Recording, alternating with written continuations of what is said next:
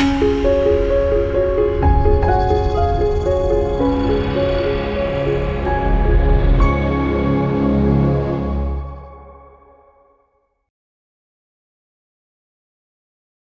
మాత్రం. నేను మీ journalist Navatha. Welcome to our voice.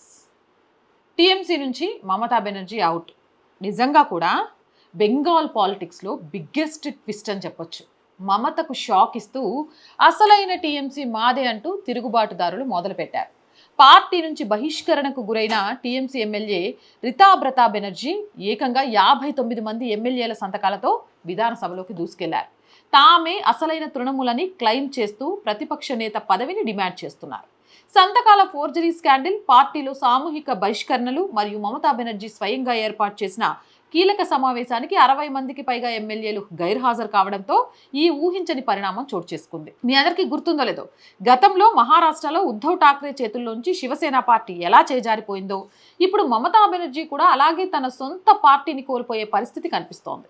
Election commission త్వరలోనే టీఎంసీ గుర్తును తిరుగుబాటు వర్గానికి అప్పగించే అవకాశం ఉందని టాక్ నడుస్తోంది. బెంగాల్ రాజకీయం ఇప్పుడు మహారాష్ట్ర 2.0 లెవెల్కి చేరుకుంది. మరి మీరేమంటారు? ఇది మమతా బెనర్జీ యుగానికి ముగింపా, లేక కేవలం తాత్కాలిక హడావిడా? మీ అభిప్రాయం ఏంటి? కామెంట్ చేయండి. జై హింద్, జై భారత్. అండ్ రోజు చెప్తుందేనండి, R group of channels, R voice, R political, R Sanskriti, 3 ఛానల్స్ని వెంటనే సబ్స్క్రైబ్ చేసుకోండి. కంటెంట్ బాగుంది అనిపిస్తే లైక్ చేయండి, షేర్ చేయండి, మీ అభిప్రాయాన్ని కామెంట్ చేయండి. అండ్ ఆర్థికంగా ఫస్ట్ వీక్ వచ్చింది, శాలరీస్, రెంట్ కోసం చాలా ఇబ్బందుల్లో ఉన్నాం.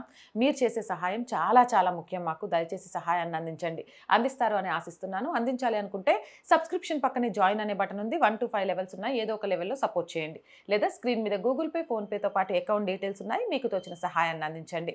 వ్యాపార ప్రకటనల కోసం 8328 500 576 నెంబర్ని సంప్రదించండి. జై హింద్, జై భారత్.